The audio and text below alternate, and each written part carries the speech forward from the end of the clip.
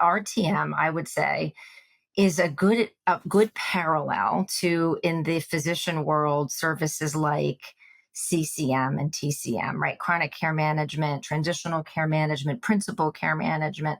There's a host of some in the ACO community I've heard termed good codes. And I'll explain what that means. In most of healthcare, we think that there's an overutilization of many services. Primary care is not one of them, and mostly physical therapy is not one of them. Overused services or unnecessary services or things that they're not medically necessary. Having an MRI when you have simple back pain, unnecessary. That's an unnecessarily used code, right? But things like chronic care management, principal care management, these codes, and RTM is another one. These are codes that are doing a different service. They're not just providing a transactional service, but they're kind of the seed codes for providing kind of like if we think about in primary care, total risk, meaning they're not billing, they're getting paid monthly, and then they're getting shared savings for reducing the total spend, right? These are the seed codes for eventually, when we talk about a 10-year time period, 5 to 10 year, the seed codes for moving into full accountability. So when you realize, when I outreach and should be billing for things like chronic care management, outreach for annual wellness visits, all the preventive services, these are things that are not typical transactional medicine. They have another purpose.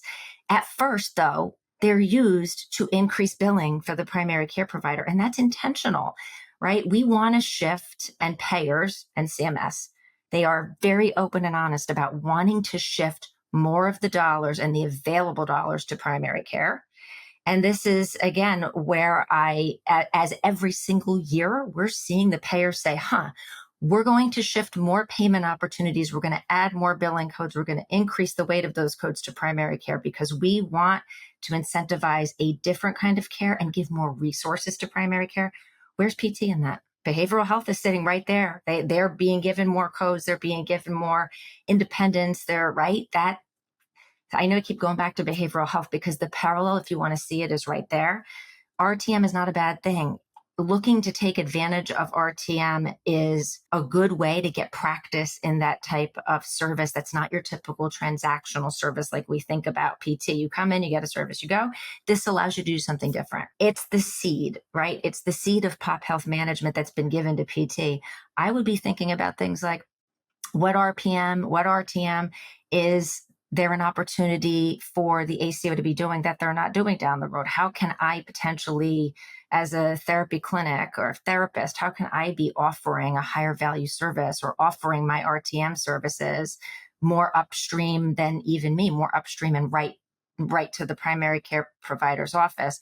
What I would say, going back though to talking about what can therapists do now, if a therapy organization, especially one with more resources, a larger one to start with, wants to hire a data vendor to access the VDRC files, and I can't remember what that stands for, but they're 100% Medicare. Start with Medicare because we know we can get that data very easily. There are many vendors that have access to full 100% Medicare claims, right?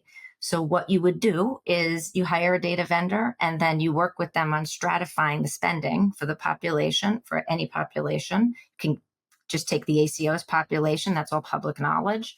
And you can stratify that by spending that therapy can impact. So if you know that their MRI spend for that ACO, that group of primary care docs, their patients, let's say, have a higher than expected utilization of MRIs, a higher than expected utilization of neurology or of orthopedics, you can figure out an approximate ROI to you being the step in between and avoiding unnecessary care. Value-based care gets a very bad rap for being, we're trying to stint on care. No, it doesn't work.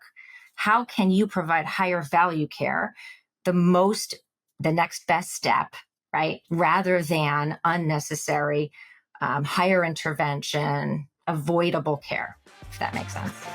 If you'd like to learn more about Strata PT and see how our EMR and RCM works, head over to stratapt.com to book a demo.